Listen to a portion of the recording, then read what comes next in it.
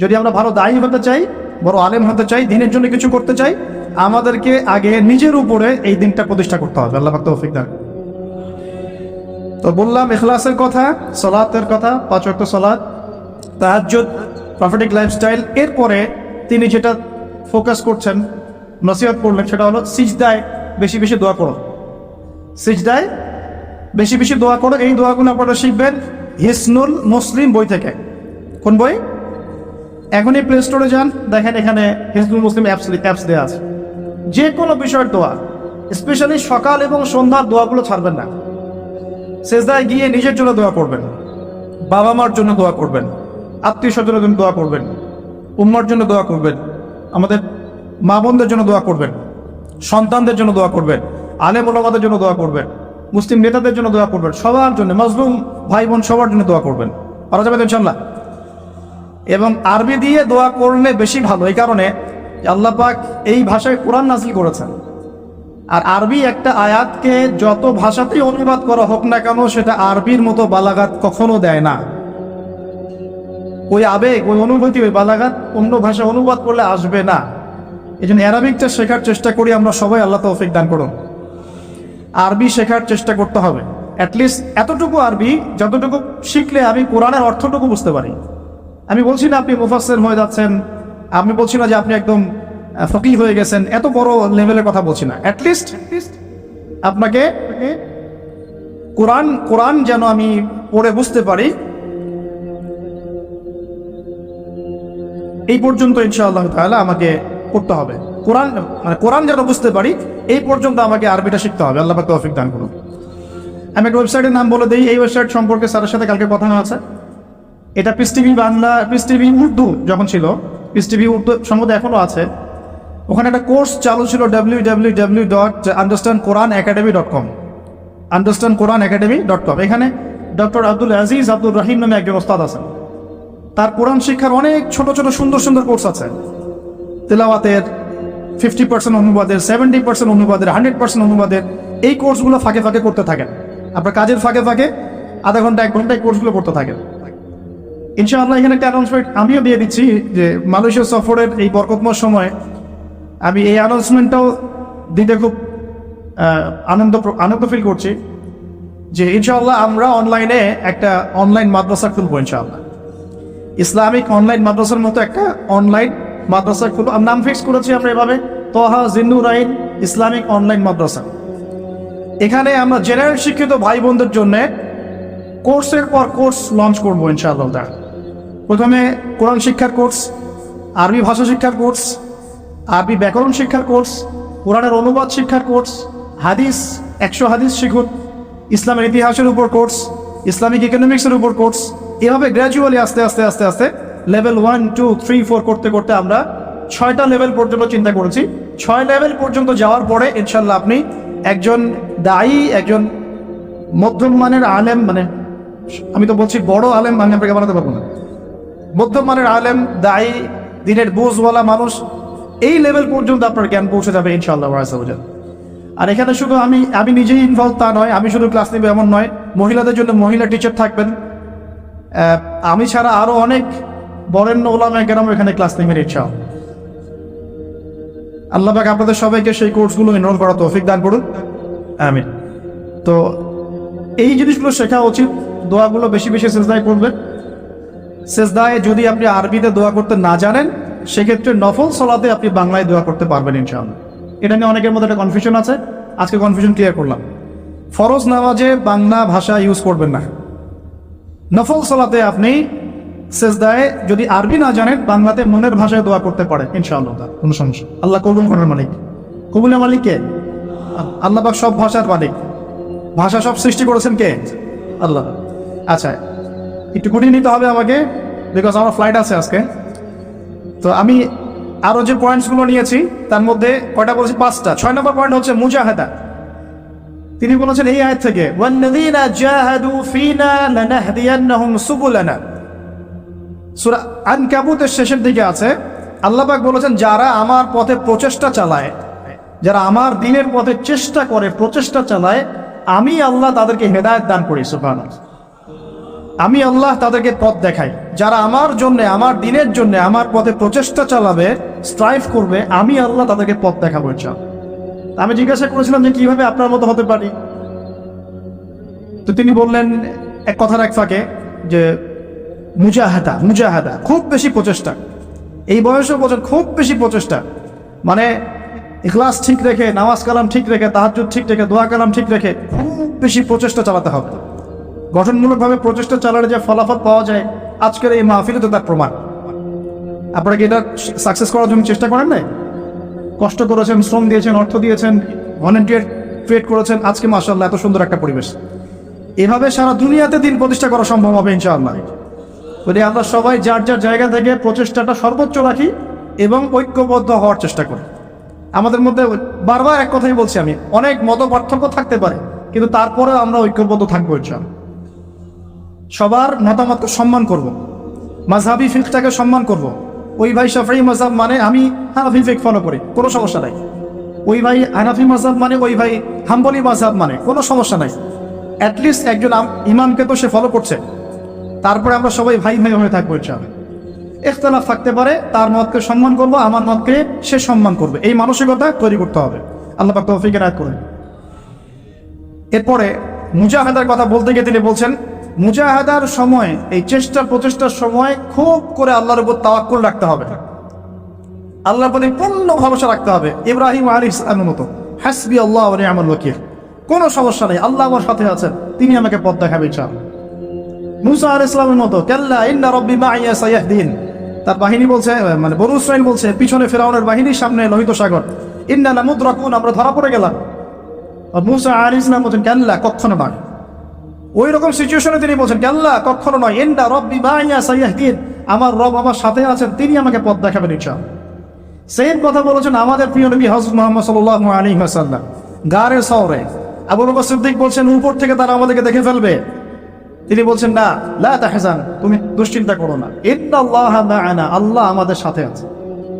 এই তাওয়াক্কুল, আল্লাহর প্রতি পূর্ণ তাওয়াক্কুল যার থাকবে, ইন্নাল্লাহা ইউহিব্বুল মুতাওয়াক্কিলিন, আল্লাহ পাক এই তাওয়াক্কুলকারীদেরকে আল্লাহ পাক ভালো রাখেন। ফালিয়াতাওয়াক্কালিল মুতাওয়াক্কিলুন, আল্লাহর প্রতি ভরসাকারীরা যেন আল্লাহর প্রতি ভরসা রাখে। আমরা সবাই আল্লাহর প্রতি পূর্ণ আস্থা রাখবো ইনশাআল্লাহ, সব ঠিক হয়ে যাবে ইনশাআল্লাহ। শুধু আমাদেরকে আমাদের ঈমান, আমল, আকীদা, আমাদের মুজাহাদা, ইউনিটি, এই জায়গাগুলো ঠিক করতে হবে, পারবো না ইনশাআল্লাহ। আল্লাহ পাক আপনাদের সবাইকে কবুল করুন, আমিন।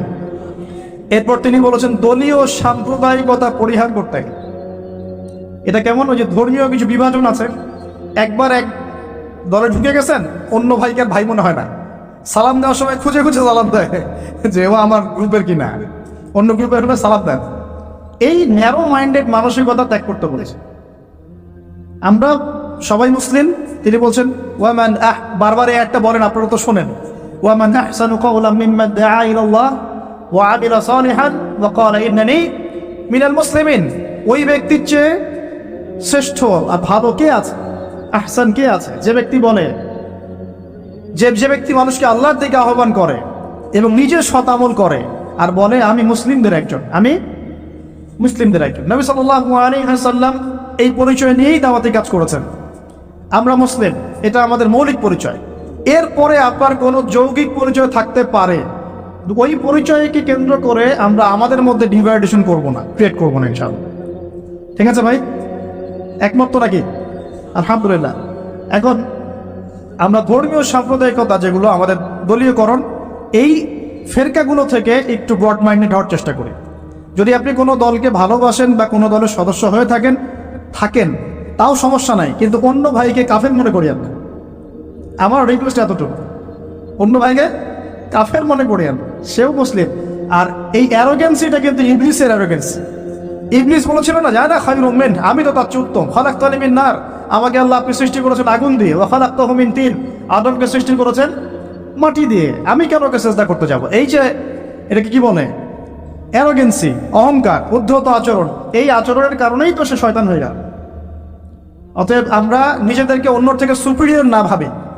আমি যে বড় বড় কথা বলছি, এর চেয়ে ওই ভাইয়ের আমল বেশি হতে পারে, ওই ভাইয়ের চেয়ে এই ভাইয়ের আমল বেশি হতে পারে। কে জানে কার আমল নামায় কত নেকি আছে, কোন আমল আল্লাহর কাছে কবুল হবে, এটা তো আল্লাহই ভালো জানে। অতএব আমাদের সবাইকে তাসকিয়া অর্জন করার চেষ্টা করতে হবে, আত্মশুদ্ধি। আল্লাহ পাক তৌফিক এনায়েত করুন। এরপর তিনি বলেছেন, আমি আমার ছেলেকে এখানে এখানে পড়িয়েছি, কিন্তু ডিগ্রি সার্টিফিকেট সবকিছু নয়। কথাটা খুব ভালো লেগেছে আমার কাছে। ডিগ্রি সার্টিফিকেট সবকিছু নয়, ডিগ্রি পেলাম, সার্টিফিকেট পেলাম, এটা ওইটা, এগুলোই আমার কাছে আলেম স্কলারশিপের মানদণ্ড নয়। এলেম আল্লাহর পক্ষ থেকে আসে, এবং ওলামায়ে কেরামদের সামনে বসে বসে যে সিনাই সিনাই যে এলেমটা আসে, এটাই হচ্ছে জ্ঞান। এই যে কালকে ওনার সাথে বসে এই যে এতগুলো কথা শুনলাম, এই যে জ্ঞান আমি পেলাম না, এটা তো আমি 20টা বই পড়ে পেতাম না। ব্যাপারটা বুঝতে পারেন না? একটা সার্টিফিকেট পেয়েছি ধরেন অনলাইন একটা মাদ্রাসা থেকে যে আমি মাস্টার্স করেছি, কিন্তু এই জ্ঞানগুলো যদি আমি না পেতাম তাহলে কি আমার জ্ঞান পূর্ণাঙ্গ হতো? তো এটাই তিনি বোঝাতে যাচ্ছেন সম্মানিত সেই মেহমান স্যার, যে ডিগ্রি এবং সার্টিফিকেটই সবসময় জ্ঞানের মানদণ্ড নয়। জ্ঞান আল্লাহর পক্ষ থেকে আসবে। কখন আসবে? যখন আমরা এই বেসিকগুলো ঠিক করব এবং বরেণ্য রিনাউন্ড ওলামায়ে কেরামদের কাছে কাছে গিয়ে গিয়ে আমরা সরাসরি জ্ঞান নেওয়ার চেষ্টা করব। আপনারা সফর করবেন, ভিজিট করবেন, আলেমদের বাসায় যাবেন, তাদের অফিসে যাবেন, বসবেন, কথা বলবেন, প্রশ্ন করবেন, এভাবে জ্ঞান অর্জন করার চেষ্টা করবেন। আর বইপত্র তো পড়বেন, লেকচার তো শুনবেন, মূল এটা একটা সোর্স থাকবে জ্ঞান অর্জনের। সরাসরি গিয়ে জ্ঞান নেওয়ার চেষ্টা করা। আল্লাহ পাক আমাদেরকে ওলামায়ে কেরামের সহবতে গিয়ে জ্ঞান নেওয়ার তৌফিক দান করুন, আমিন। ঠিক আছে, এটাও অবশ্য তিনি বলেছিলেন যে এখন হকপন্থী স্কলার হাতে গোনা যায়, এটাও বলেছেন। সত্যিকারের আলেম এখন হাতে গোনা যায়, এটা খুঁজে বের করতে হবে আপনাদের। যারা হক ও বাতিলকে মিশ্রিত করে না, হককে স্পষ্ট করে বাতিলকেও স্পষ্ট করে, তো আলেম। সামান্য কিছু দুনিয়ার স্বার্থে যারা দিনকে বিক্রি করে দেবে, এরা কখনোই প্রকৃত আলেম। তিনি বলছেন হাতে গোনা যায় scholars, very few of them, উনি ওনার মতো করে বলছেন। এখন তো খুব অল্প হাতে গোনা। একটা সময় ছিল সলফে সালেহীদের যুগে অগণিত ওলামায়ে কেরাম, অগণিত। এখন সত্যি সত্যি হকপন্থী ওলামায়ে কেরাম হাতে হাতে গোনা যায়। আল্লাহ পাক তারপরে আমরা দোয়া করি, আল্লাহ পাক আমাদের সবাইকে হকপন্থী ওলামায়ে কেরামদের সহবত দান করুন, আমিন। এরপর আমি একটা বড় প্রশ্ন করেছিলাম, যে প্রশ্নটা আমি অনেককেই করি, যে how to establish Islam in bigger region আর গ্লোবাল সার্ফেস ইত্যাদি।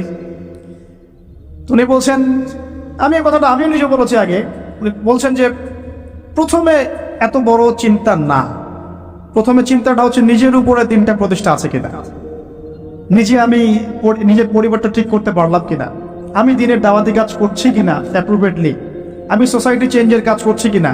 এইগুলো যখন বিল্ড আপ হবে, দেন উই উইল ইমার্জ ইনশাআল্লাহ। তারপরে আমরা বড় স্বপ্ন দেখতে পারি, তার আগে না। এই কথা আমিও বলেছি, তার সাথে আমার চিন্তা এখানে মিলে গেছে।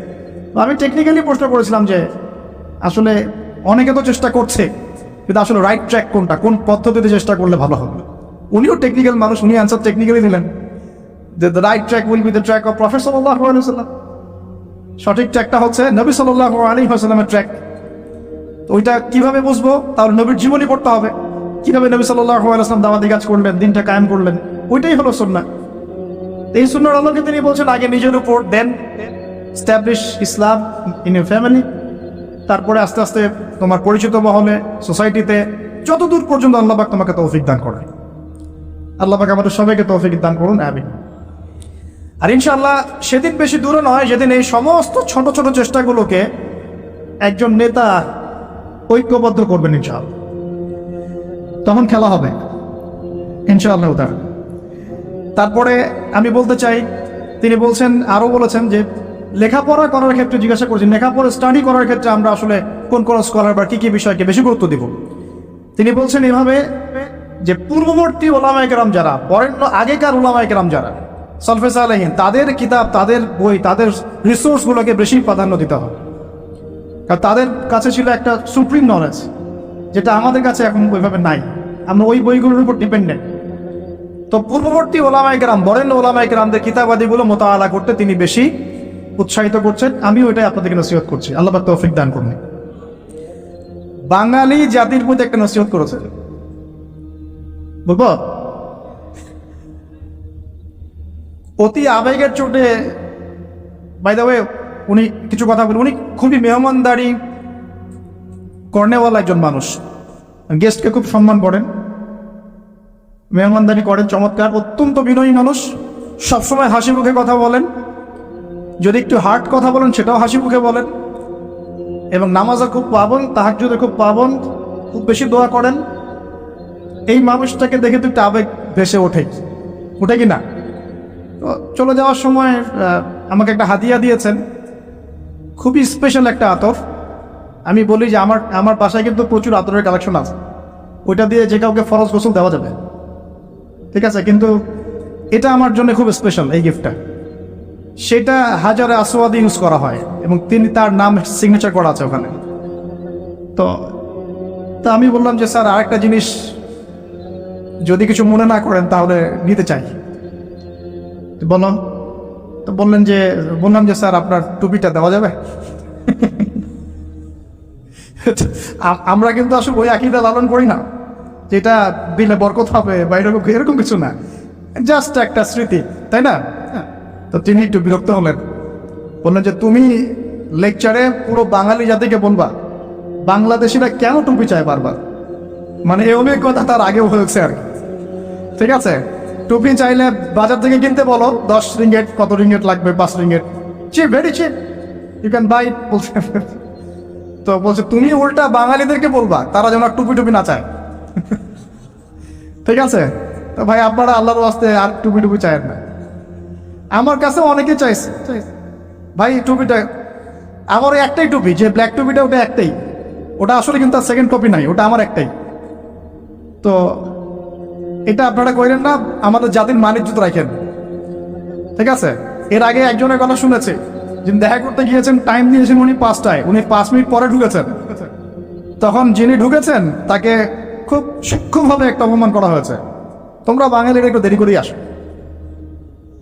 আল্লাহর ওয়াস্তে আমরা আমাদের এই প্রবলেমসগুলা চেঞ্জ করে আল্লাহ পাক তৌফিক ইনায়াত করুন। আর সবশেষ তিনি বললেন যে আমার পরিবারের মহিলারাও দাওয়াতি কাজ করে, মাশাআল্লাহ। আমরা আমাদের দিনী বোনদেরকে এখানে যারা আছেন উৎসাহিত করব যে আপনারা আপনাদের পরিবারের অনেক বড় দায়িত্বশীল, এবং সত্যি কথা বলতে মা যদি ভালো হয় সন্তান ভালো হবে। এখন আমাদের প্রত্যেক পরিবারের পিতাকে হতে হবে ইব্রাহিমের মতো আলাইহিস সালাম, প্রত্যেক পরিবারের সন্তানরা হবে ইসমাঈলের মতো আলাইহিস সালাম, এবং আমাদের মা বোনদেরকে হতে হবে হাজারা এবং সারা আলাইহিম আসসালামের মতো। যদি হাজারা আলাইহিস সালামের মতো মা না হয় পরিবারে, তাহলে ইসমাঈলের মতো সন্তান জন্ম হবে না। তিনি ফুল ফ্যামিলি দাওয়াতি কাজ করেন, আমরাও আমাদের ফুল ফ্যামিলি মেম্বারদেরকে নিয়ে দাওয়াতি কাজ করার চেষ্টা করব। আল্লাহ পাক তৌফিক ইনায়াত করুন, আমিন। আর তিনি বলেছেন যে আমরা এখন খুব রেস্ট ফ্রিও জাতি হয়ে যাচ্ছি, আমাদের নামাজের সময় ঘুমের সময় থেকে বেশি হওয়া উচিত, আমাদের নামাজের সময়টা ঘুমের সময় থেকে বেশি হওয়া উচিত, এবং দাওয়ার ক্ষেত্রে আমাদেরকে অবশ্যই অমুসলিমদের মাঝে বেশি বেশি দাওয়াতি কাজ করা উচিত। আল্লাহ পাক আমাদেরকে তৌফিক দান করুন। এবং মুসলিমদের মধ্যে ইসলাহ এবং সংশোধনের কাজ করা উচিত, সবসময় দলিল প্রমাণ ভিত্তিক দাওয়াতি কাজ করা উচিত, এবং যে কথার প্রেক্ষিতে কোনো দলিল পাওয়া যাবে না সেটাকে দেয়ালে ছুঁড়ে ফেলে দেওয়া উচিত। এছাড়া আরও অনেক গল্প হয়েছে, সেগুলো আমি পাবলিকলি আর আলোচনা করছি না। আমরা এই সংক্ষিপ্ত সময়ের মধ্যে অনেক বিষয়ে উঠে আসবো। সর্বপ্রথম যে বিষয়টা আমরা ফোকাস করব, আল্লাহ পাকের জন্যে আমরা আমাদের দুনিয়া এবং আখিরাতে সব কাজ করবো ইনশাআল্লাহ, প্রতিটা কাজের ইখলাস ঠিক করবো ইনশাআল্লাহ। এরপরে আমরা সবাই 5 ওয়াক্ত নামাজি হয়ে যাবো ইনশাআল্লাহ। নামাজের ব্যাপারে খুব কঠোর থাকার চেষ্টা করবো ইনশাআল্লাহ। প্রতিটা কাজ সুন্নাহ মাফিক করার চেষ্টা করবো ইনশাআল্লাহ তাআলা। চেষ্টা করব যে প্রতিদিন দ্বীনি ইলম অর্জনের চেষ্টা করা, কিছু কিছু করে হলে ইলম অর্জনের চেষ্টা করা, উলামায়ে কেরামদের দ্বারস্থ হওয়া এবং তাদের কাছে সরাসরি জ্ঞান শেখার চেষ্টা করা। আরও চেষ্টা করব তাহাজ্জুদ গোজার হওয়ার জন্য, এবং বেশি থেকে বেশি সিজদায় আল্লাহর কাছে কান্নাকাটি করে দোয়া করার জন্য। আমাদের পুরো পরিবারকে নিয়ে আমরা ইসলামের জন্য কাজ করবো ইনশাআল্লাহ। সন্তানদেরকে মানুষ করবো ইনশাআল্লাহ, এমনভাবে মানুষ করব যাতে ওরা আগামী দিনে আল্লাহর জমিনে আল্লাহর দিন প্রতিষ্ঠা করতে পারে, ওদের হাতে যেন ইসলামী খেলাফার পতাকা উঠে ইনশাআল্লাহু আযজা ওয়া জাল। এবং সাম্প্রদায়িক হব না, ভেদাভেদে যাব না, বিভক্তির দিকে যাব না, আমরা একটা ঐক্যবদ্ধ প্ল্যাটফর্ম ক্রিয়েট করার চেষ্টা করবো ইনশাআল্লাহ। আল্লাহ পাক আমাদের সবাইকে কবুল করুন। আল্লাহ রাব্বুল আলামিন আজকের এই মাহফিলে যারা উপস্থিত আছেন, আল্লাহ পাক সকলের গুনাহগুলো মাফ করুন। আল্লাহ পাক আমাদের যে ভাইরা অক্লান্ত পরিশ্রম করে আজকের এই মাহফিলটা অ্যারেঞ্জ করেছেন, সকলের নেক হায়াতকে আল্লাহ পাক বৃদ্ধি করুন। খাস করে আমাদের অডিয়েন্সের মধ্যে ইয়াং জেনারেশন যারা আছেন, আমাদের যুবক যুবতী ভাই ও বোনেরা, সবাইকে আল্লাহ পাক দ্বীনের গভীর জ্ঞান অর্জনের তৌফিক দান করুন। সেই জ্ঞানকে কাজে লাগিয়ে আমল করার তৌফিক দান করুন এবং খুশুসি আমল বাড়িয়ে দিন, গোপন আমল বাড়িয়ে দেন এবং উম্মাহকে ঐক্যবদ্ধ করার তৌফিক দান করেন। এই যৌবন কালটাকে আল্লাহর জন্য বিলিয়ে দেওয়ার তৌফিক দান করুন। আল্লাহ সুবহানাহু ওয়া তাআলা আগামী দিনে দ্বীন ইসলামের বিষয়ে আমাদের সবাইকে জান মাল সময় শ্রম ব্যয় করে দাওয়াত এবং জিহাদ করার তৌফিক দান করুন। আজকের মতো প্রিয় ভাইয়েরা এখানে শেষ করতে বাধ্য হচ্ছি। আমার ফ্লাইট আছে, আমাদের চলে যেতে হচ্ছে। আপনাদের সবশেষে বলবো, পুরো মালয়েশিয়া যতগুলো প্রোগ্রাম হয়েছে, আপনাদের ব্যবহার, আপনাদের আতিথেয়তা, আপনাদের আন্তরিকতা, মেহমানদারিতা আমাকে মুগ্ধ করেছে আলহামদুলিল্লাহ। তাবুকের যুদ্ধে নবী সাল্লাল্লাহু আলাইহি ওয়াসাল্লাম বললেন যে তোমাদের যা যা সম্পদ আছে আল্লাহর রাস্তায় নিয়ে আসো। কারণ তাবুক যুদ্ধের সফর অনেক লম্বা ছিল, অনেক লম্বা, পায়ে হেঁটে প্রায় 1-1.5 মাস যেতে হয়েছে। রোমানদের সাথে প্রথম ব্যাটল, যদিও এই ব্যাটলটা একটা অসমাপ্ত রূপে ফিরে আসতে হয়েছে গরমের মধ্যে। এই তাবুকের যুদ্ধে কিছু কিছু সাহাবী অংশ না নেওয়ার কারণে সূরা তাওবার মধ্যে আয়াতুন নিফাক নাজিল হয়েছে। পড়ে দেখেন, 3 জন সাহাবী যে সবাই তাকে বয়কট করে ফেললো, পড়ে দেখেন। এখন এই সময়ে ওমর রাদিয়াল্লাহু আনহু তার ঘরে যত সম্পদ ছিল তার অর্ধেক নিয়ে আসছেন, অর্ধেক রেখে দিয়েছেন, রেখে নবীর সামনে উপস্থিত করেছেন, ইয়া রাসূলুল্লাহ আমার ঘরে যত সম্পদ ছিল তার অর্ধেক নিয়ে দিলাম। সুবহানাল্লাহ। মানে কি, ভাইয়ের 6টা গাড়ি আছে, 3টা দিয়েছেন, 4টা বাড়ি আছে, 2টা দিয়েছেন, হ্যাঁ 2 একর জমি আছে, 1 একর দিয়েছেন, মানে আপনার $2 মিলিয়ন আছে, $1 মিলিয়ন দিয়েছেন। কত বড় হৃদয় থাকলে মানুষ এই কাজটা করতে পারে? আমাদের তো 100 টাকাই বের হয় না। ঠিক আছে, আল্লাহ মাফ করুন না। আবার যারা দানবীর তারা দান করেন, মাশাআল্লাহ।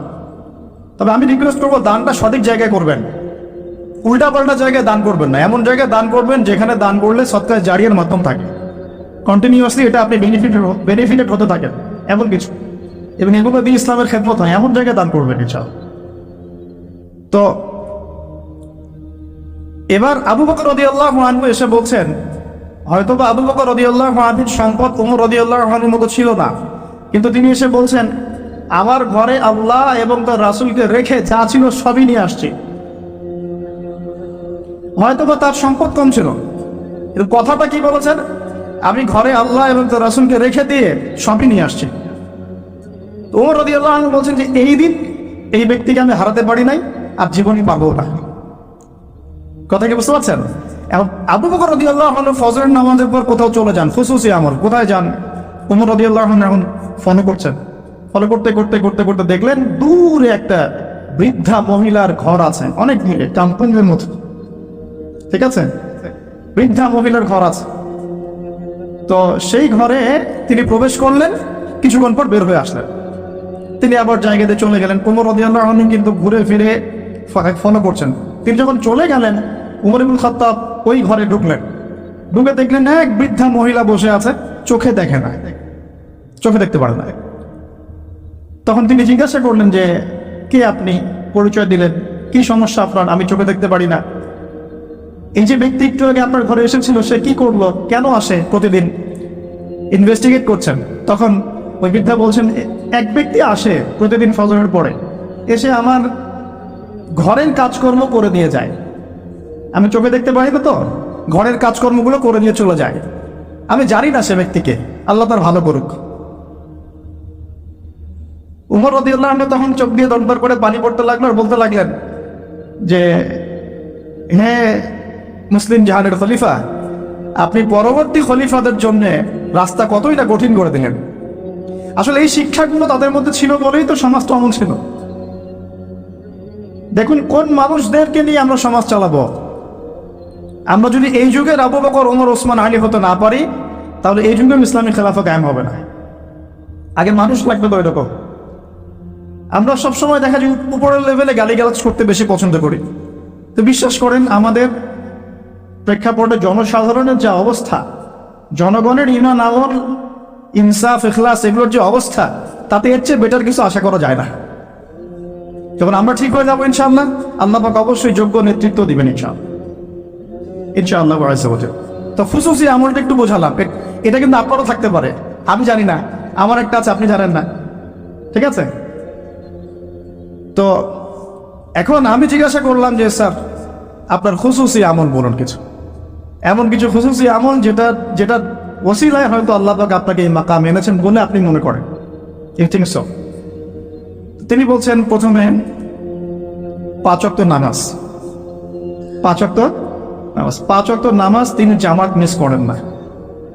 5 ওয়াক্ত নামাজ তিনি জামাত এই বয়সেও মিস করেন না, মাশাআল্লাহ। তিনি বলছেন আমরা অনেক সময় দাওয়াতের কাজ করি, দাওয়াতের মেহনত করি, অনেক বড় বড় কথা বলি, নামাজ ঠিক থাকে না। এই ব্যক্তিদের ঈমান আমল দিয়ে দাওয়াতের কোনো কাজ নাই। তাহলে আমরা এখন লেসন পেলাম, ইখলাসের পরে আমরা সর্বপ্রথম ফোকাস করবো কোথায় ভাই? জামাতে না বাসায়? জামাতে। যদি জামাত ছুটে যায় তাহলে মসজিদে গিয়ে যদি জামাত করা পসিবল হয় করবো, না হলে যদি বাসায় করা পসিবল হয় সেখানে করব। যদি সফরে থাকি, আপনি মুসাফির, আপনার জন্য অপশন আছে, চাই না কসর করবেন, চাই না একাকি পড়বেন, মুসাফির। কিন্তু মুকিম অবস্থায় সর্বোচ্চ চেষ্টা করব জামাত ধরার জন্য। আল্লাহ পাক আমাকে তৌফিক দান করুন, আপনাদের সবাইকে তৌফিক দান। এখানে দুটো কথা আমি অ্যাড করছি আমার পক্ষ থেকে, সেটা হলো যে আমি প্রথম লেকচারে বলেছিলাম যে অনেক মসজিদ দিন দিন বাইতুল্লাহ থেকে বাইতুল নাস হয়ে যাচ্ছে। অনেক মসজিদে প্রকৃত নামাজ থাকছে না, নামাজের রুকু সিজদা ঠিক হচ্ছে না। এক্ষেত্রে আমরা কি করব? আমরা ইমাম সাহেবদেরকে নসিহা করব এবং বোঝানোর চেষ্টা করব যেন নামাজটা তারা একটু ধীর স্থিরভাবে পড়ায়। নামাজের গভীরতায় ঢোকার চেষ্টা করব, কি পড়ছি বোঝার চেষ্টা করব, কি বলছি বোঝার চেষ্টা করব। অর্থ বুঝে নামাজ পড়লে ইনশাআল্লাহ তাআলা এই নামাজ আল্লাহর আরশ পর্যন্ত পৌঁছে যাবে ইনশাআল্লাহ। আর যদি আমরা নামাজের ব্যাপারে গাফেল থাকি এবং নামাজে ফাঁকিবাজি করি, নামাজের আধ্যাত্মিকত্ব মারেফত নষ্ট হয়ে যায়, তাহলে কিন্তু সমস্যা। আমরা যেটা করি, নামাজের ইখতিলাফি কিছু মাসআলা নিয়ে বেশি ঝগড়া করি। হাত বাঁধবো কোথায়, আমি জোরে না আসতে, রফুল ইয়াদাইন করবো কিনা, পায়ে পা লাগাবো কি লাগাবো, সূরা ফাতিহা পড়বো কিনা, বাস এই তো আলোচনাটা এতটুকু। ইখতিলাফি মাসআলাগুলোকে নিয়ে আমরা কথা বলতে বলতে নামাজের মূল জায়গা থেকে সরে আসছি। মূল জায়গাটা আমি একটু বোঝাচ্ছি আপনাকে। মূল জায়গাটা হচ্ছে নামাজে যে কথাগুলো আমরা আল্লাহর সাথে বলছি, সুবহানাহু ওয়া তাআলার সাথে, এই কথাগুলো আমরা বুঝি কিনা, এই কথাগুলো বুঝে আমি আল্লাহকে পাচ্ছি কিনা নামাজে। নামাজ মুমিনের মেরাজ, আল্লাহর সাথে সাক্ষাৎ। কখনো কি নামাজ পড়ার পরে এই ফিলিংসটা আসছে কিনা যে আমি আল্লাহর সাথে কথা বললাম? সুবহানাল্লাহ। এখানে পরিশুদ্ধভাবে নামাজ পড়ার জন্য অবশ্যই নামাজের অর্থ বুঝতে হবে, ধীর স্থিরতা বজায় রাখতে হবে এবং তারতিলের সাথে সময় দিয়ে দিয়ে কাজ করতে হবে। তাড়াহুড়ার কোনো প্রয়োজন নাই। ইনশাআল্লাহ দেখবেন আল্লাহর পক্ষ থেকে আল্লাহর নূর আসবে ইনশাআল্লাহ। এই নামাজেই দোয়া কবুল হবে ইনশাআল্লাহ। আল্লাহ পাক আমাদেরকে পরিপূর্ণ নামাজি হওয়ার তৌফিক দান করুন। এরপরে তিনি বলেছেন যেটা, সেটা হলো তাহাজ্জুদের সালাতের কথা। কিসের কথা? তাহাজ্জুদের সালাতকে উনি অনেক বেশি গুরুত্ব দেন এবং আমাদেরকে নসিহত করেছেন আমরা যেন তাহাজ্জুদের নামাজকে গুরুত্ব দেই। এই সময় আল্লাহ রাব্বুল আলামিন প্রথম আসমানে নেমে আসেন এবং বান্দাকে আহ্বান করতে থাকেন, কে আছো আমার কাছে কিছু চাইবে, আমি তোমাকে তাই দিব। কে আছো আমাকে ডাকবে, আমি তোমার ডাকে সাড়া দিব। কে আছো আমার কাছে ইস্তেগফার করবে, আমি তোমাকে ক্ষমা করে দিব। এভাবে আল্লাহ রাব্বুল আলামিন ফজর পর্যন্ত বলতে থাকেন। অথচ আমরা এখন ঘুমাই রাত 2টায় 3টায়। আল্লাহ আমাকে মাফ করুন, আপনাদেরকে মাফ করুন। এবং রাসূল সাল্লাল্লাহু আলাইহি ওয়াসাল্লামের মতো রাত্রি যাপন করার তৌফিক দান করুন। তো এটার নবী সাল্লাল্লাহু আলাইহি ওয়াসাল্লাম 2 করে পড়তেন, 2 রাকাত, তারপর 2 রাকাত, তারপর 2 রাকাত, তারপর 2 রাকাত, শেষে বেতর, মোট 11 রাকাত। আমরা চেষ্টা করব যদি ছোট সূরা জানি সূরাগুলোকে বারবার রিপিট করা। যদি বড় সূরা কিরাতে পড়তে পারি মাশাআল্লাহ আরো ভালো। রুকুটাকে লম্বা করার, সিজদাকে লম্বা করার এবং সিজদায় গিয়ে বেশি বেশি দোয়া করার। যেহেতু তাহাজ্জুদ একটা নফল সালাহ, আপনি যদি আরবি দিয়ে দোয়া করতে নাও জানেন, তাহাজ্জুদে আপনি বাংলাতেও দোয়া করতে পারবেন ইনশাআল্লাহ। ইনশাআল্লাহ কোনো সমস্যা নেই। কিন্তু অ্যাটলিস্ট আপনি দোয়া করার চর্চা শুরু করুন। আল্লাহর কাছে সিজদায় পড়ে কান্নাকাটি করার অভ্যাস তৈরি করি। আল্লাহ তৌফিক দান করুন। এবং এই সময় বেশি বেশি দোয়া করতে হবে। আমি এই কথাটা শুধু তার কাছেই প্রথম শুনিনি, এর আগে আরো অনেক বড় বড় আলেমরা এই কথাটাই বলেছেন যে তাহাজ্জুদ গোজার হতে হবে। আল্লাহ পাক আমাকে তাহাজ্জুদ গোজার হওয়ার তৌফিক এনায়েত করুন, আপনাদের সবাইকে তৌফিক দান। পয়েন্টস একটু বেশি, এই জন্য আমি শর্ট করছি, কারণ একটা পয়েন্টসে অনেক লম্বা কথা বলা যায়, অনেকগুলো পয়েন্টস আছে। এরপরে তিনি যেটা বলেছেন সেটা হলো প্রতিটা কাজে সুন্নাতকে অনুসরণ করা, প্রতিটা কাজে সুন্নাতকে অনুসরণ করা। ঘুমাবো, সুন্নত নাই? ঘুমানোর সুন্নত কানে হেডফোন দিয়ে গান শুনতে শুনতে ঘুমায়, এখনকার সুন্নত নাকি? একটু টিভি দেখে, ইউটিউব দেখে রিল্যাক্স, মাশাআল্লাহ, আস্তাগফিরুল্লাহ। ঘুমানোর সুন্নাত কি? সম্ভব হলে একটু ওযু করে নেয়া। আচ্ছা, তারপরে সূরা ফালাক, সূরা নাস, ইখলাস পড়া, হাত দুটো একত্রিত করে ফু দিয়ে এভাবে পুরো গা মাসাহ করা। এই কাজটা আরো 2 বার করা, মানে ইন টোটাল 3 বার করা। এরপর সূরা কাফিরুন পড়া। ঘুমানোর সময় যে সূরা কাফিরুন পড়ে তাকে আল্লাহ পাক শিরক থেকে মুক্ত রাখবেন ইনশাআল্লাহ। আর শিরকের গুনাহ কিন্তু আল্লাহ মাফ করেন না। এই গুনাহ ছাড়া যে কোনো গুনাহ আল্লাহ পাক যাকে ইচ্ছা মাফ করতে পারেন, তওবা করলে সেটা আলাদা বিষয়। আর সূরা বাকারার শেষের 3টা আয়াত পড়া। নবী সাল্লাল্লাহু আলাইহি ওয়াসাল্লাম বলেছেন সূরা বাকারার শেষের 3 আয়াত রাত্রেবেলা পড়লে সারা রাত ইবাদতের নেকি পাওয়া যায়। এখানে একটা কথা বলে নিই, যদি ঘুমাতে একটু দেরিও হয়ে যায়, 12টা বেজে গেছে মনে করেন, ওযু করে 2 রাকাত নামাজ পড়ে ঘুমিয়ে যান, ইনশাআল্লাহ আপনি রাতের বেলা দাঁড়িয়ে থাকার নেকিটা পাবেন, কিয়ামুল লাইলের নেকি পাবেন ইনশাআল্লাহ। জরুরি না যে একদম আপনাকে প্রথমে ঘুমিয়ে শেষে উঠে আবার এই প্র্যাকটিসটা প্রতিদিন করতে হবে। অনেকে হয়তো পারবে না, অনেকে জব করে, অনেক সমস্যা থাকতে পারে, অনেকে রাত্রে কাজ করে। তো দেরি হয়ে গেলে ঘুমানোর ক্ষেত্রে অ্যাটলিস্ট 2-4 রাকাত নামাজ পড়ে তারপর ঘুমিয়ে যান। পারলে আপনার স্ত্রীকে পিছনে নেন, আপনার বাচ্চাকে ডান পাশে নেন, যে জায়গায় আছে ওই ভাইকে পিছনে নেন, জামাত হয়ে যাবে। এই চর্চাগুলো না হলে আসলে সমাজ পরিবর্তন হবে না, পরিবারই পরিবর্তন হবে না, সমাজ তো পরের কথা। আর আমল এভাবে না বাড়ালে আমরা এই যুগের আবু বকর ওমর হতে পারবো না। আর এই যুগের আবু বকর ওমর হতে না পারলে আমাদের হাতে ইসলামী খেলাফা আসবে না। আমাদের টার্গেট খেলাফা, ওইটা টার্গেট। কিন্তু ওই জায়গায় না যাওয়া পর্যন্ত মুসলিম উম্মার কোনো শান্তি নাই। ওই জায়গায় না যাওয়া পর্যন্ত আমরা সারা বিশ্বে মাইর খেতেই থাকবো। ওই জায়গায় যখন মুসলিমরা ছিল তখন কেউ আমাদের দিকে চোখ তুলতে পারতো না, কোনো মুসলিম বোনের দিকে খারাপ নজরে তাকাতে পারতো না। আজকে কারাগারের পর কারাগার ভরে ফেলছে মুসলিম মেয়েদেরকে দিয়ে। মিডল ইস্টের খবর জানেন, ইয়েমেনের খবর রাখেন, সিরিয়ার খবর রাখেন, প্যালেস্টাইনের খবর রাখেন, সবাই জানে, ওপেন সিক্রেট, এগুলো তো নতুন করে বলার কিছু নাই। তো ওই জায়গা থেকে আমরা সরে আসছি বিধায় আমাদের উপর থেকে ওই কর্তৃত্বটা আল্লাহ পাক নিয়ে নিয়েছেন। এটা আমাদের উপর আযাব বলা যায়, পরীক্ষা, আযাব। তো এই আমলগুলো বাড়াতে হবে, আল্লাহ পাক তৌফিক দান করুন।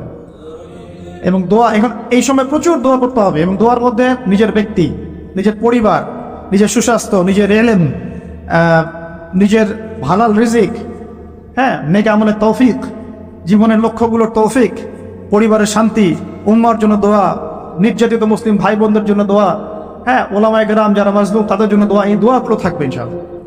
আল্লাহ পাক আমাদেরকে বেশি বেশি দোয়া করার তৌফিক দান করুন এবং আমাদের দোয়াগুলো আল্লাহ পাক কবুল করুন, আমিন। তো এই তাহাজ্জুদ সম্পর্কে সংক্ষিপ্ত কিছু কথা বলার পরে বলছিলাম প্রফেটিক লাইফস্টাইল, মানে ঘুমানোর সময় সুন্নাহ। ঘুম থেকে উঠে সুন্নাহ নাই, ঘুম থেকে উঠে সুন্নাহ। হোয়াটসঅ্যাপ চেক কর, কি হলো ফোনের মধ্যে নাকি? ঘুম থেকে উঠে সুন্নাহ, চোখ একটু ঘষা, 3 বার মুখটা ঘষা, মুখ থেকে ঘুমের ভাব দূর করা। আলহামদুলিল্লাহ ইন্নাল্লাযী আহইয়ানা বা'দা মা আমাতানা ওয়া ইলাইহিন নুশুর। যদি শেষ রাতে ওঠেন সূরা আলী ইমরানের শেষের 10 আয়াত পড়া, এটাও সুন্নাহ। তারপরে ইস্তিনজা যাই আমরা, ইস্তিনজায় গিয়ে আগে 2 হাত কবজি পর্যন্ত ধুয়ে ফেলতে হয়, নাকে 3 বার পানি দিতে হয়, কারণ শয়তান নাকের ভিতর রাত কাটায়। এটা আমরা দেখতে পারি না, শয়তান এবং জিন শয়তান অনেক কিছু করে আমাদের সাথে। তারা আমাদেরকে বদনজর দেয়, তারা আমাদেরকে দেখে, আমাদেরকে ওয়াসওয়াসা দেয়, অনেক কিছু করে, আমরা বুঝতে পারি না। আল্লাহ পাকের ফেরেশতারা, আল্লাহ পাক যদি ফেরেশতাদের মাধ্যমে এই নিরাপত্তা না দিতেন আমাদেরকে জিনরা উড়িয়ে নিয়ে চলে যেত। হ্যাঁ, এর এত দুষ্ট প্রকৃতির মানব, সৃষ্টি মাখলুক। এর মধ্যে ভালো মন্দ আছে, খারাপদের কথা বলছে। তো ওয়াশরুমে যখন ঢুকছেন ওখানেও কিন্তু শয়তান আছে। শয়তান রাত কাটায় আমাদের 2 পায়ের মাঝখানে এবং নাকের 2 গহ্বরের মাঝখানে। এই জন্য ঘুম থেকে উঠে 3 বার নাকে পানি দিতে হয়, আর আগে হাত ধুয়ে নিতে হয়। তারপরে বাথরুমে ঢোকার সময় আমরা ডান পা ইউজ করবো না, আগে বাম পা। বের হওয়ার সময় ডান পা। দোয়া বিসমিল্লাহ আল্লাহুম্মা ইন্নী আউযু বিকা মিনাল খুবসি ওয়াল খাবাইস। এখনকার টয়লেট যেগুলো হচ্ছে, মানে যা চলছে আর কি, ইংলিশ এখানে নবী সাল্লাল্লাহু আলাইহি ওয়াসাল্লামের মতো বসা সম্ভব না। আমি আপনাদেরকে 100% গ্যারান্টি দিয়ে বলছি, এটা আমার ইস্তেহাদ, কেউ আমার সাথে একমত হতে পারে, না হতে পারে। ইয়াজুজ আর মাজুজের যত খাসলত আছে না, চরিত্র, এই সব চরিত্র পশ্চিমা বিশ্বের মধ্যে আছে। এটা আমার ফাইনাল স্টেটমেন্ট। ইয়াজুজ আর মাজুজের চরিত্র, আমি বলিনি যে এরাই তারা, তা বলি নাই, বলেছি এদের ইয়াজুজ মাজুজের যে চরিত্রটা, এই পুরোটাই পশ্চিমাদের মধ্যে আছে। বাথরুমের টয়লেট থেকে নিয়ে ওয়ার্ল্ড অ্যাফেয়ার্স পর্যন্ত এরা চেঞ্জ করে ফেলেছে, ওদের নিজের মতো করে ফেলেছে, আর আমরা এটা ফলো করছি। নবী সাল্লাল্লাহু আলাইহি ওয়াসাল্লাম বসতেন বাম পায়ে ভর দিয়ে, ডান পা খাড়া করে।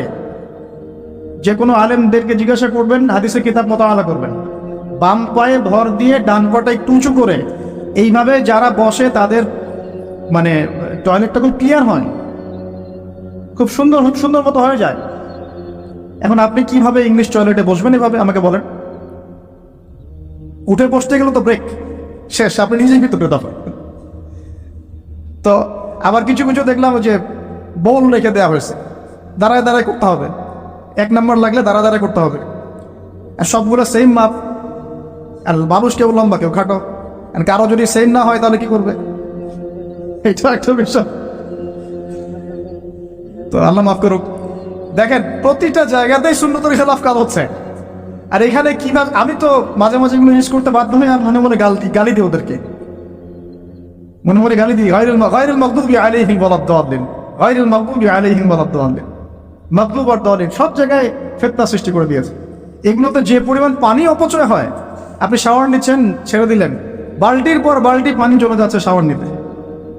নবী সাল্লাল্লাহু আলাইহি ওয়াসাল্লাম পাত্রের মধ্যে পানি নিয়ে শাওয়ার নিতেন, পানির অপচয় হতো না। ইভেন আমরা এখন ওযু করি, আমরা নিজেরাও তো করে ফেলি, ছেড়ে দিলাম, ওযু করতেই আসি, 1 বালতি পানিতে ওযু করে ফেলছি। সব জায়গায় সমস্যা হচ্ছে। তো সুন্নাহ লাইফস্টাইল মানে কি? প্রতিটা সুন্নাহ আমাকে ধরতে হবে, তো বুঝতে হবে। আল্লাহ পাক আমাদেরকে তৌফিক দান করুন। তো দেখেন ওয়াশরুম নিয়ে আর কি আর বলবো, এটা তো এখন আপনি অ্যাভয়েডও করতে পারবেন না, না হলে আর কি করতে হবে, বাগানে চলে যেতে হবে আপনাকে। আরেক সমস্যা, আস্তাগফিরুল্লাহ। তো কেন বললাম? কারণ আমার একটু আগে ওয়াশরুমে যাওয়ার প্রয়োজন ছিল, আমি চাইতে পারি নাই, কারণ এখানে কোনো বাংলা কিছু পাইলাম না, সব ইংলিশ। আর আমার যে কাপড়, এই কাপড় আমাকে নামাজ পড়তে হবে এখন, মাগরিব এশা। আমি সফরে মুসাফির আছি, কাপড় চেঞ্জ করা তো ইজি না আমার জন্য। এখন ওইখানে কতজন ইউজ করে গিয়েছে, ওইখানে বসার পরে আমার এই কাপড় চোপড় পাক থাকবে কিনা, এটা সন্দেহ না? আর আপনারা তো ভালো করে জানেন কবরের শাস্তি হয় মূলত 2টা কারণে। যত বেশি কবরের শাস্তি হচ্ছে এখন, সব কিন্তু বড় পাপের কারণে হচ্ছে না। 2টা কারণ মেজর। একটা হচ্ছে পেশাবের অপবিত্রতা থেকে পবিত্র না হওয়া, পেশাবের ছিটা ফাটা থেকে পবিত্র না হওয়া। আর একটা হচ্ছে চগলখড়ি করা। কি করা মানে? চগলখড়ি বুঝাতে পারছি কিনা? একজনের কথা আরেকজনের কাছে লাগানো, যেটা গণতান্ত্রিক সুন্নাহ। এটা কিন্তু গণতান্ত্রিক সুন্নাহ, মানে পলিটিক্স আপনাকে করতে হলে এই সুন্নাহই ফলো করতে হবে। এর কথা অরে বলতে হবে, ওর কথা অরে বলতে হবে, তাহলে তো পথ থাকবে না। আর পথ তো এখন সব হিরো আলমদের। মাশাআল্লাহ, মাঝে মনটা চায় যে আমিও দাঁড়াই। এরা যদি দাঁড়াইতে পারে তাহলে আমরা পারি না কেন? কি সমস্যা? পড়াশোনা কি করি নাই কিছুই? অ্যাটলিস্ট হচ্ছে তো ভালো বুঝবো। সুবহানাল্লাহ। যাই হোক, ওইদিকে না যাই, না হলে আবার কখন গায়েব হয়ে যায় বলা যায় না। ঠিক আছে, আচ্ছা, আস্তাগফিরুল্লাহ। তো প্রিয় ভাইরা, প্রফেটিক লাইফস্টাইল প্রতিটা জায়গায়, ঘুম থেকে ওঠা, ওয়াশরুম যাওয়া, বের হলাম, বের হয়ে ওযু করে ফেলেছেন। এখন ওযু করার, যখনই ওযু করবেন ওই ওযু দিয়ে 2 রাকাত নামাজ পড়ার চেষ্টা করেন। নবীজি যখন জান্নাতে, মেরাজের রাতে জান্নাতে গিয়েছেন, নবীজি সাল্লাল্লাহু আলাইহি ওয়াসাল্লাম বলেছেন, আমি যখনই জান্নাত গিয়েছি, মানে আমাকে যখনই জান্নাত দেখানো হয়, তখনই আমি বেলাল তোমার পায়ের শব্দ শুনতে পারি। সুবহানাল্লাহ। হে বেলাল, তুমি কি এমন আমল করো যে আমার আগে তোমার পায়ের শব্দ শুনতে পারি? তো বেলাল রাদিয়াল্লাহু আনহু বলছেন, ইয়া রাসূলুল্লাহ, আমি তো আপনি যে আমল শিখিয়ে দিয়েছেন এগুলাই করি, এক্সট্রা তো কিছু করি না, শুধু একটা কাজ আমি করি। কি সেটা?